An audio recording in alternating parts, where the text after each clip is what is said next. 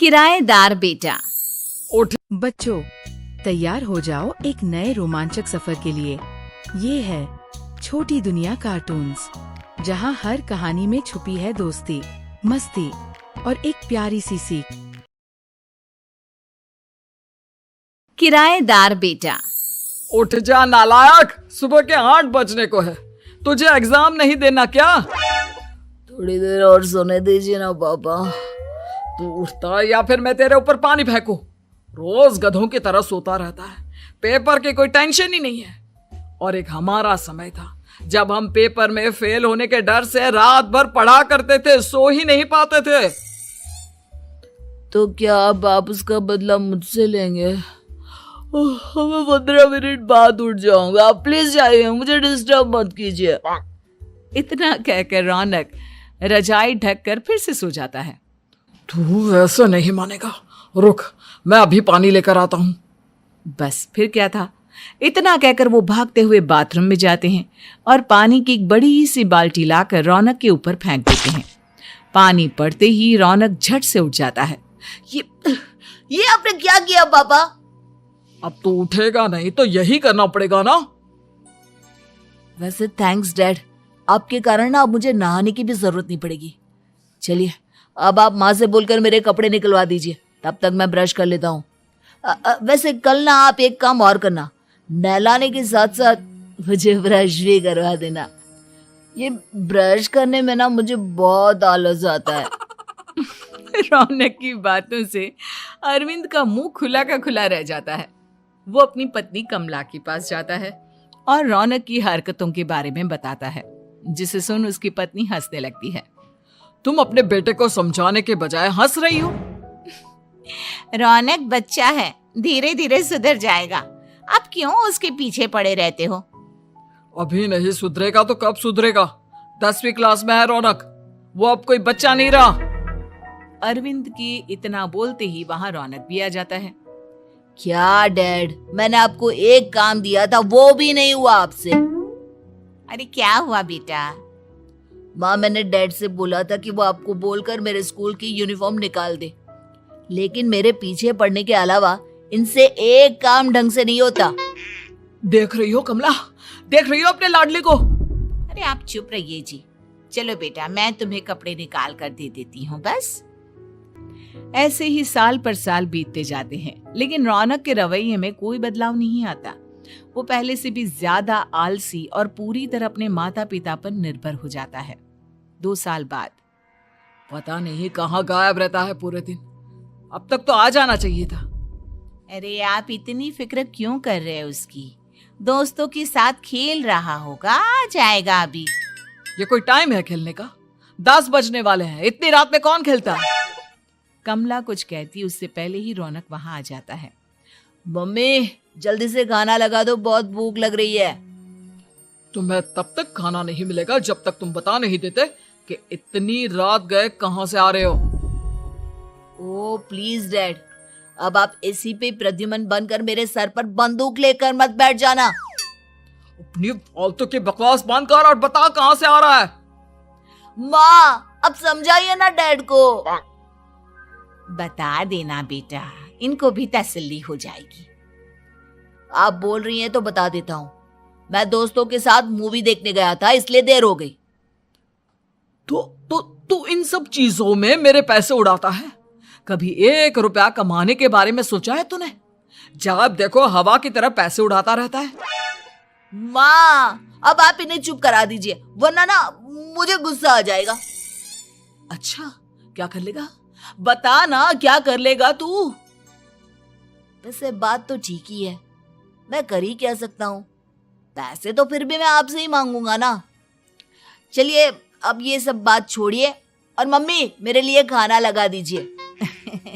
अभी लगा देती हूँ बेटा। मैं बता रहा हूँ कमला, एक दिन ये ऐसे ही बिगड़ जाएगा।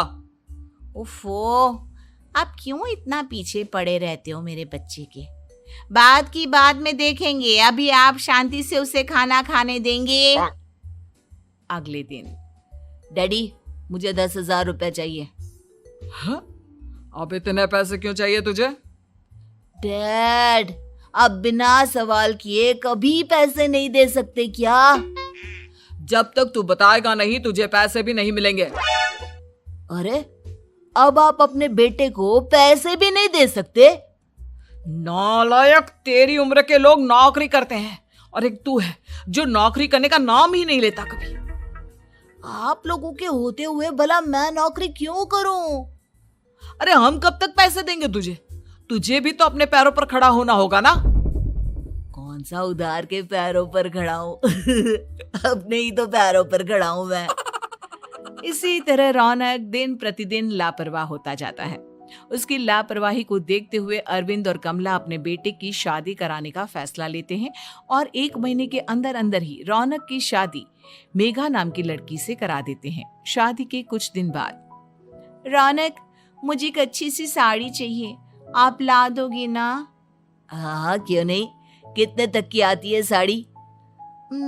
यही करीब 5,000 तक की। तुम चिंता मत करो, मैं आज ही डैडी से पैसे मांगकर तुम्हारे लिए साड़ी ले आऊंगा।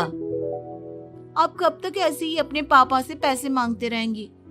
कोई अच्छी सी नौकरी क्यों नहीं कर लेते आप? अरे डैड के होते हुए मुझे नौकरी करने की जरूरत ही क्या है? पर आप ऐसे कब तक उनसे पैसे मांगते रहेंगे? कुछ आपको अपने दम पर भी तो करना होगा ना। अब तुम भी बाकी लोगों की तरह मुझे ज्ञान देना शुरू मत कर देना। साड़ी चाहिए ना तुम्हें, मिल जाएगी बस। इतना कहकर रौनक अपने पिता से पैसे मांगने चला जाता है। डैडी, मुझे 5,000 रुपया चाहिए। अब 5,000 क्यों चाहिए तुझे? वो मेघा को साड़ी चाहिए थी। अरविंद आगे बिना कुछ कहे चुपचाप उसे पैसे निकाल कर दे देता है। कुछ दिन बाद, तुम्हें नहीं लगता कमला, रौनक हम पर पहले से भी ज्यादा डिपेंड हो गया है? मुझे तो अब उसके भविष्य की चिंता होने लगी है। कल को हमें कुछ हो गया तो वो क्या करेगा? काश तुमने पहले ये सोच लिया होता तो आज हमारा बेटा इतना लापरवाह नहीं होता। तब मुझे कहाँ पता था कि मेरा लाड़ प्यार उसे इतना बिगाड़ देगा कि वो इस हद तक लापरवाह बन जाएगा। कोई बात नहीं, अभी भी देर नहीं हुई। मुझे पता है उसे कैसे सुधारा जा सकता है। कैसे? अरविंद कुछ कहता उससे पहले रौनक वहां आ जाता है और पैसों के लिए हाथ फैलाने लगता है। डैड, मैं और मेघा बाहर घूमने जाना चाहते हैं। अरे वाह, ये आज सूरज कहाँ से निकला है? Dad please. अच्छा चलो अब मुद्दे की बात करो। मुझे अब 25,000 चाहिए। अब तुम्हें 1 रुपया भी नहीं मिलने वाला। अगर तुम्हें पैसों की इतनी ही जरूरत है तो कोई ढंग की नौकरी कर लो। मम्मी, आप कुछ कहिए ना डैड को। बेटा, वो गलत क्या बोल रहे हैं? ये सब हम तेरे भले के लिए ही तो कर रहे हैं। मम्मा, मैंने बताया ना आपको, मुझे नहीं करनी कोई जॉब वॉब। तो ठीक है, निकल जाओ हमारे घर से। तुम्हारे जैसे लोगों के लिए मैंने ये घर खड़ा नहीं किया है। जितना ये घर आपका है ना, उतना ही मेरा भी है। मैं कहीं नहीं जाने वाला। जाना तो पड़ेगा ही तुझे, क्योंकि अब मैं तेरा कोई भी खर्चा नहीं उठाने वाला। ठीक है, मत उठाइए मेरा खर्चा, मैं अपने दम पर भी जी सकता हूँ। तो बेशर्मों की तरह अब तक यहाँ क्यों खड़ा है? अपना सामान ले और निकल जाए यहाँ से। रौनक पैर पटकते हुए वहां से चला जाता है। घर से निकालना जरूरी है क्या उसे? बिना पैसों के कौन रखेगा उसे किराए पर? अगर उसका भविष्य सुधारना है तो हमें अपने दिल पर पत्थर रखकर ये कदम उठाना ही होगा। दोनों बात कर रहे होते हैं कि रौनक अपनी पत्नी के साथ एक बड़ा सा बैग लेकर घर से निकल जाता है, लेकिन घर से बाहर उसे कोई भी मुफ्त में अपने घर किराए पर नहीं रखता। अंत में थक हार कर वो फिर से अपने घर चला जाता है। क्या हुआ? थोड़ी देर पहले तो दहाड़ते हुए घर से निकला था, अब क्या हुआ? नहीं रखा ना किसी ने तुझे किराए पर? डैड प्लीज, मैं कुछ दिनों में कोई अच्छी सी नौकरी शुरू कर दूंगा। आप तब तक तो हमें रख लीजिए प्लीज। सुबह से रात हो चुकी है लेकिन कोई हमें रखने को राजी नहीं है। अब आप ही बताइए, इतनी रात को मैं मेघा को लेकर कहाँ जाऊंगा? ठीक है ठीक है, बहू की वजह से मैं तुझे घर पर रख रहा हूँ, लेकिन तू इस घर में एक बेटे की नहीं बल्कि एक किराएदार की हैसियत से रहेगा। 3 महीने है तेरे पास, इन 3 महीनों के अंदर अंदर मुझे तेरी पहली तनख्वाह हाथ में चाहिए, समझ गया? पक्का डैड, इन 3 महीनों के अंदर अंदर तो कोई बढ़िया सी नौकरी ढूंढ ही लूंगा मैं। ऐसे ही धीरे धीरे समय बीतने लगता है और अरविंद के दिए 3 महीनों में से 2 महीने बीत चुके होते हैं। पापा जी ने हमें 3 महीने दिए थे, जिसमें से 2 महीने तो बीत चुके हैं। अब ये आखिरी महीना बचा है। अरे तुम चिंता मत करो, आज मेरा ना 2 जगह इंटरव्यू है, दोनों में से कहीं ना कहीं तो जॉब लग ही जाएगी। अच्छा, all the best. Raunak interview के लिए निकल जाता है, जिसके बाद शाम में रौनक घर आता है। कैसा गया इंटरव्यू? आपकी नौकरी लगी या नहीं? अरे पहले सांस तो ले लेने दो अच्छे से।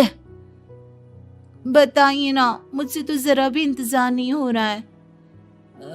वो दरअसल बात यह है कि मेरी नौकरी तो लग चुकी है, लेकिन पैसे बहुत कम है। कितने पैसे हैं? 15,000। इतने में अरविंद और कमला मिठाई का डिब्बा लेकर आ जाते हैं। बधाई हो बेटा। हम जानते थे तेरी जॉब जरूर लगेगी। लेकिन मेरी सैलरी बहुत कम है मम्मा। कम है तो क्या हुआ, धीरे धीरे बढ़ जाएगी। हाँ बेटा, हम तो बस चाहते थे कि तू अपने पैरों पर खड़ा हो जाए। मतलब अब आप मुझे घर से नहीं निकालेंगे? नहीं, ये सब हमने तुझे जिम्मेदार इंसान बनाने के लिए किया था। Thank you mummy papa. अगर आप दोनों ऐसा नहीं करते तो मुझे कभी अपनी जिम्मेदारियों का एहसास तक नहीं होता। आज आपने मुझे सिखा दिया कि इंसान का अपने पैरों पर खड़ा होना भी जरूरी होता है। इतना कहकर रौनक झट से अपने माता पिता के गले लग जाता है और अपनी कमाई की पहली तनख्वाह वो अपने माता पिता के हाथ में सौंपता है। इस तरह रौनक एक गैर जिम्मेदार व्यक्ति से एक जिम्मेदार व्यक्ति बन जाता है। बच्चों, आज की कहानी यही खत्म होती है। अगर आपको मजा आया हो तो लाइक करना ना भूलना, अपने दोस्तों के साथ शेयर करो और हाँ, हमारे चैनल छोटी दुनिया कार्टून्स को सब्सक्राइब करना जरूरी है ताकि आप एक भी नई कहानी मिस ना करो। मिलते हैं अगले एपिसोड में एक नई मस्ती भरी कहानी के साथ। Tata bye bye.